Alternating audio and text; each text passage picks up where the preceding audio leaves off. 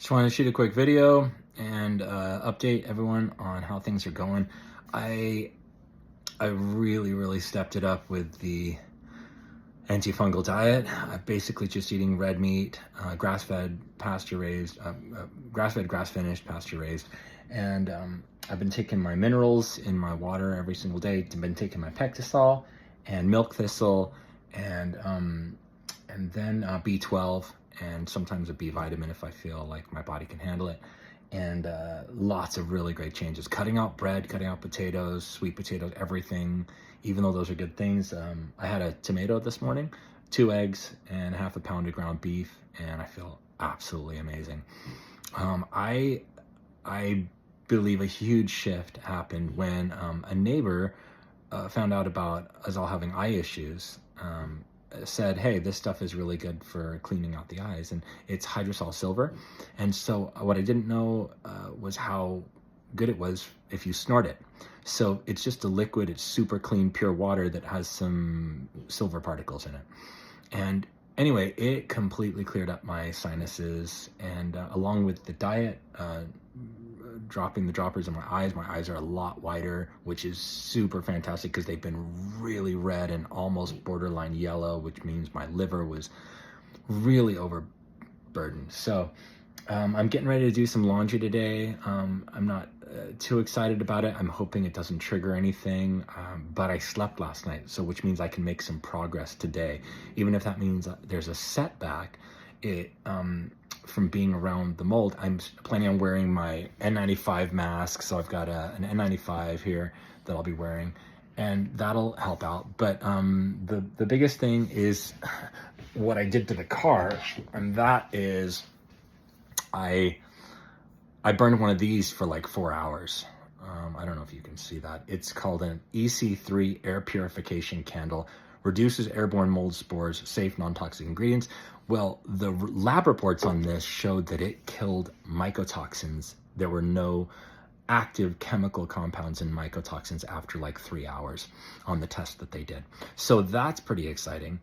And I'm hoping that it really did a good job. I don't know if you can see this, but right now the car is completely covered in snow, so I can't exactly go do laundry. But what I can do is, by the way, I'm using this nasty little light right here. It was so dark in here, and it's cloudy and gray. So what I can do is wear the mask and then shower off afterwards and help reduce the exposure. And then I'm planning on spraying all surfaces down. I've already started unloading some bags, and I noticed some just getting triggered a little bit, mainly just from my body remembering how bad the experience of mold is, and then basically reacting to it. So right now I've got about, personally, I've got like 10 loads of laundry I got to do. I've been wearing the same 2 white shirts that I ordered from Amazon and hand washed in the sink because I knew for sure they didn't have mycotoxins in them and or mold spores. So that's been a big help, just kind of putting my mind at ease. But now I'm ready to start like getting up and going again. Just hoping today's not going to be a setback. I have been doing some sprouts. These are really important right here. These broccoli sprouts. What is it? Got these broccoli sprouts here, and these are really good. And these broccoli sprouts, basically, when they're finished, this is what they look like right here. They look like this, and you just pull a bunch out. I store them in the fridge so that they last longer after they're sprouted. And you basically, you put that, you eat it with meat, or anytime you're having any fat or anything like that.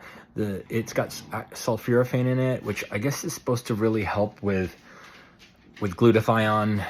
The two of them together work to act as a detergent to wash the liver. I don't know if you ever touched meat or oil or anything, and afterwards, it doesn't matter how much you wash your hands, the oil's still on there. You have to use a soap.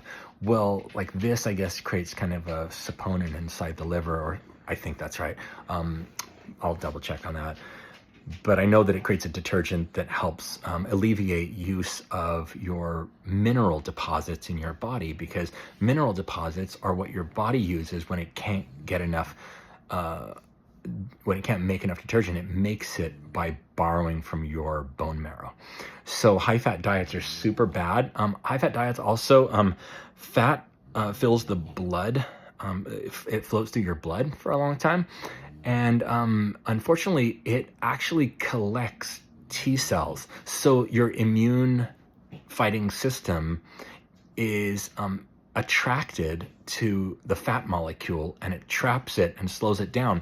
And T cells only last so long while they're traveling through the body. Their design wasn't to last a long time. They're supposed to get to the fight and fight to the death until they die.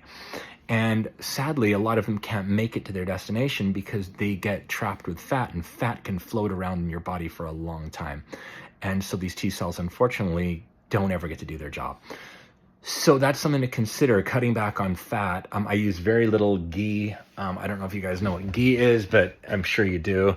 I use ghee, and this stuff right here is what I cook with. I just use a little bit out on the pan, and just to help it so that the meat doesn't stick. And then I also use a scan pan, and I use a green pan.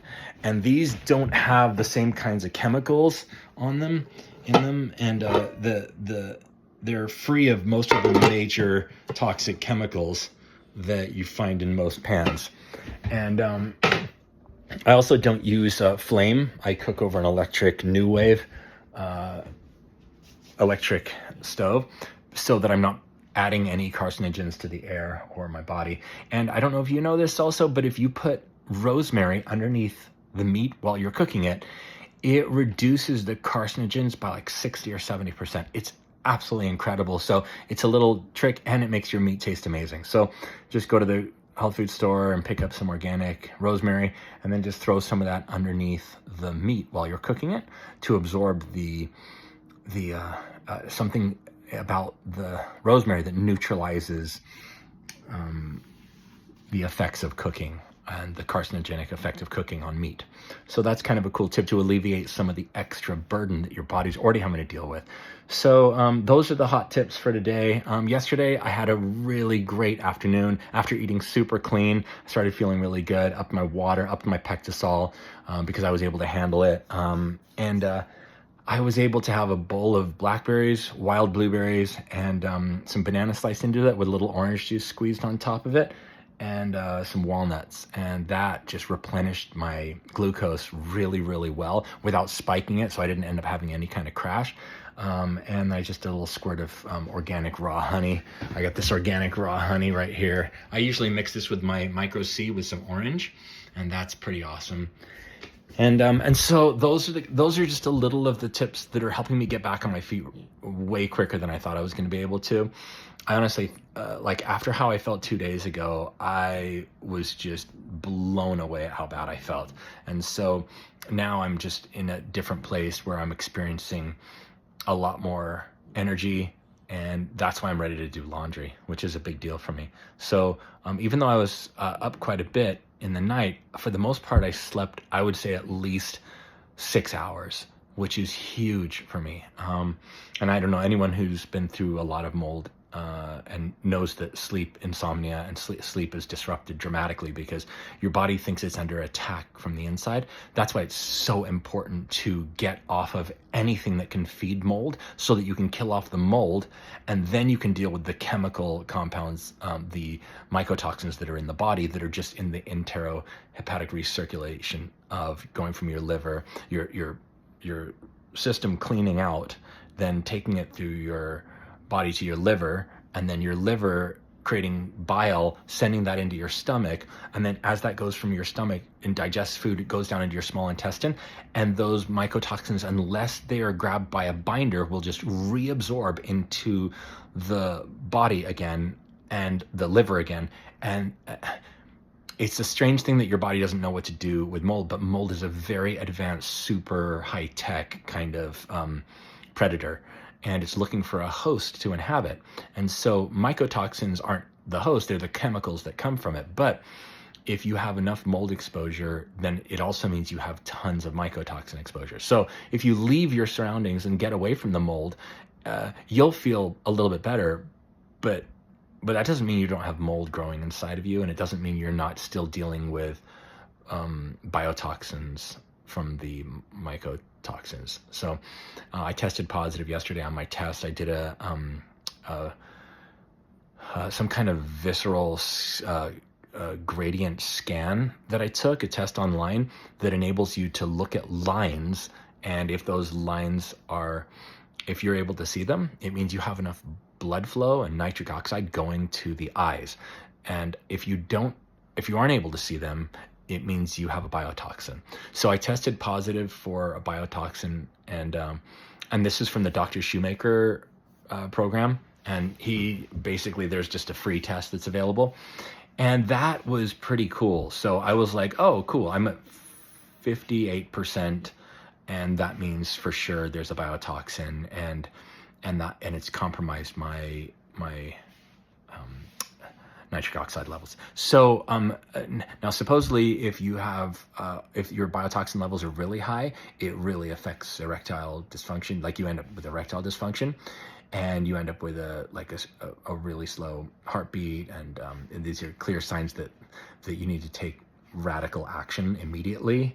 And that could mean setting up a tent in your backyard and sleeping in that, not taking any of the things that you have with you in it, buying a brand new cheap sleeping bag, just jumping into that, sleeping with brand new pajamas from Target or whatever you can get your hands on. Wash it first, obviously, because it comes with fire retardants, all kinds of sprayed chemicals to preserve that fabric while it's in the factories and storage.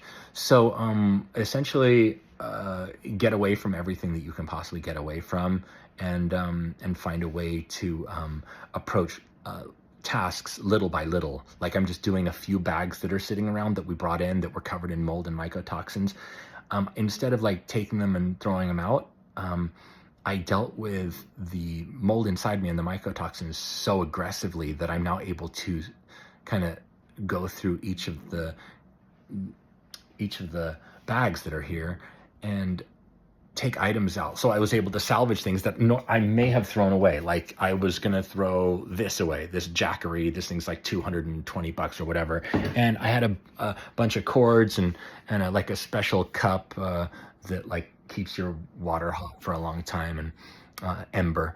And I just was like, instead of like panicking, because that was the state that I was in, and just tossing everything out of fear and like fear of what was going to happen, I said, what if I can deal with some of the triggers and some of the mold and stuff like that? And sure enough, when you're completely sick, you can still get triggered, you can still handle it, and you can still get work done, provided you aren't feeding what's in there. Your body can handle a certain load of mold. The problem is when you start eating food that feeds mold. So this morning I had some Brazil nuts, and Brazil nuts are kind of known for having mold in them, but I'm a little nervous to take my selenium. So my selenium is 100 or 200 micrograms, and that's a little strong for me. So when you have mold issues and mycotoxins, your thyroid starts shutting down. My thyroid got really big last week. It was really big and really painful. And the night it would wake me up and my whole body was vibrating.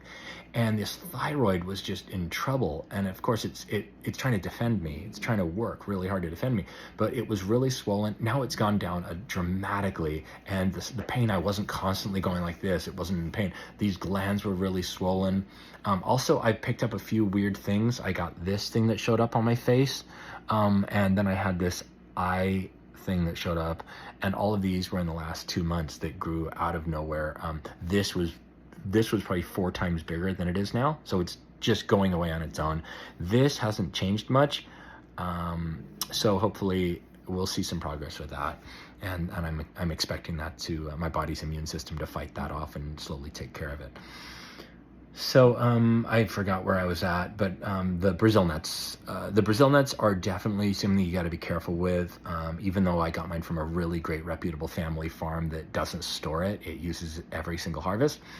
I still got a number of moldy ones. I just had to spit them out and find one until I got 2 of them that were good. That way I could get about 500 micrograms of selenium. And then I've been taking this stuff, which this is Maine Coast Sea Vegetable Dulse Flakes. And that provides a really high quality, super absorbable form of And by the way, that's Palmaria palmata. That's the version you want. And that's the one that has the most predictable amounts of iodine in it. And iodine, once again, iodine and selenium are the things that are going to help your immune system.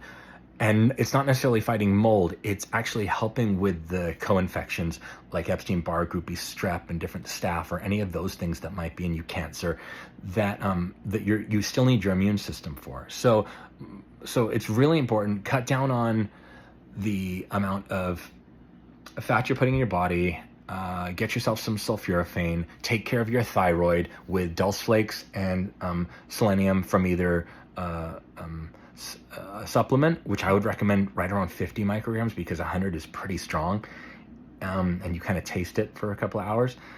Or just get really high quality Brazil nuts, and not the kind that have sat, like the ones at Trader Joe's can sometimes like be pretty bad. They're like dark yellow, they're oxidized. That's not what I'm talking about. I'm talking about they should be fresh, they should be white, and when you bite into them, they should just taste like nut. They shouldn't be overly Brazil nut tasting. That's a sign that they've gone. So especially there's going to be just a hint of mold. You can taste it. You can't mistake the taste of it. So other than that, I've got a few more tips to share, but this is already 16 minutes and 20 seconds. So next time I'll be sharing about certain herbs that really work, and a couple of tinctures that are mind-blowingly helpful when you are at your worst and you need a immediate, like, emergency support, and you don't want to go to the hospital. You don't want to go the Western route. You want to take care of it yourself, but see results. Cool. Talk to you guys soon. I'm glad I'm having a good day, and I hope you guys are too.